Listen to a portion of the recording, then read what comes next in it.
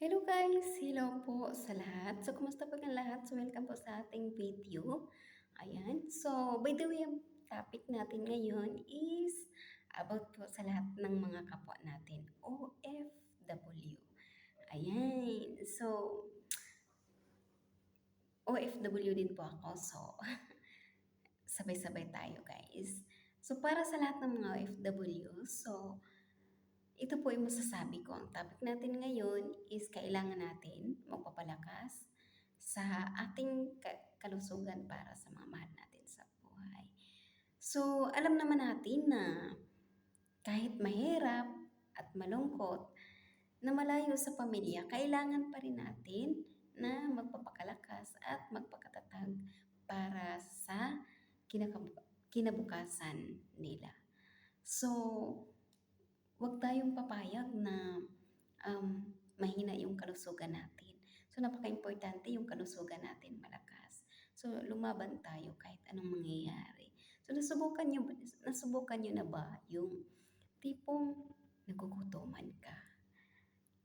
Pero, alam mo yung may pagkain ka pero busy-busy ka sa trabaho, parang ayaw mong tumigil kasi sayang yung oras eh. Lalo na tambak yung trabaho.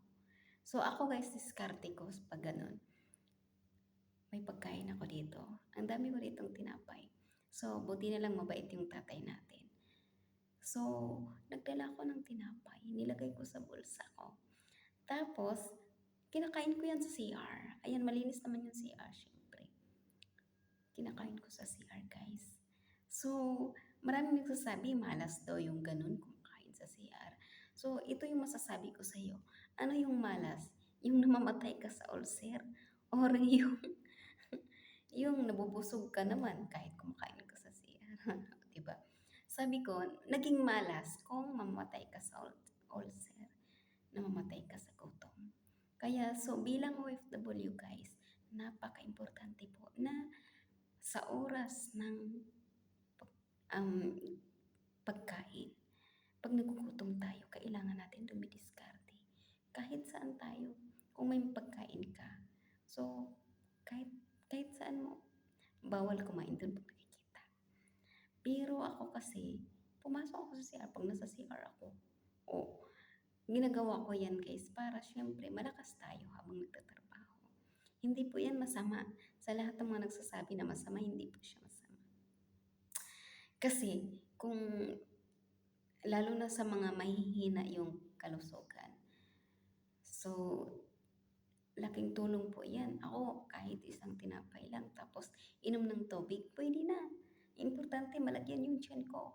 So, ganun diskarte. Huwag kang papayag na nanghihina ka. Tapos, lalo na dito. Dito ko na-experience, grabe yung trabaho dito. Nagsimula ako ng alas 5 bukas. Tapos, mamaya, anong oras ako kanina natapos? Mga alas 9? Mga alas 9 o alas 10. Ganon. 10 o'clock. PM yun. Ayan. Ayan. So, masasabi ko sa'yo, dito ko lang na-experience na grabe talaga. Dito walang pahinga, tuloy-tuloy talaga trabaho. Pag kumakain nga ako, kanina, anong oras kumain ako, tinapos ko lahat. Yung lunch ko, kumain ako, gabi na. Ngayon, tapos ako kumain lahat-lahat ng trabaho. Kasi iniisip ko kasi gusto ko pag umupo ako, tuloy-tuloy na siya. Ganun. Tapos nagligo, ganun. So, kailangan natin maging madiskarte, alagaan natin yung sarili natin. Tapos, alam mo yun guys, nag-exercise ako. Nagsayaw-sayaw ako para, yun. Kasi ramdam ko yung, o tingnan mo, pag gumanon ako, parang ramdam ko yung parang bali-bali yung katawan ko.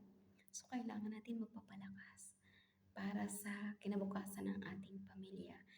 Kasi ang dami kong mga ka-business partner na nanghihina. May ka-business partner pa ako na, ayun, namatay siya sa Saudi dahil hindi na napigilan yung katawan niya. Habang nagtatrabaho siya, nahimatay. So, yun, hindi maganda yung ganun. Kailangan natin magpapalakas. Lumaban tayo, alang-alang sa kanila. Ganun guys. So, maraming salamat. I hope may mga natutunan po kayo. So, lagi niyong alagaan yung sarili niyo. Huwag niyong pababayaan yung sarili niyo. Kasi walang ibang makakatulong sa atin 'pag nagkakasakit tayo maliban sa sarili natin. So, ang dami ko pong mga nakikita sa post na, um, hindi na nila natiis, 'di ba, na-ospital tapos wala na. Ayan, so wag tayong papayag dumating sa ganyang sitwasyon kasi mayroon tayong mga pamilya na naghihintay na dapat balikan. Ayan, so I hope may mga natutunan guys. So maraming salamat. God bless po. Ingat kayo palagi. Bye-bye.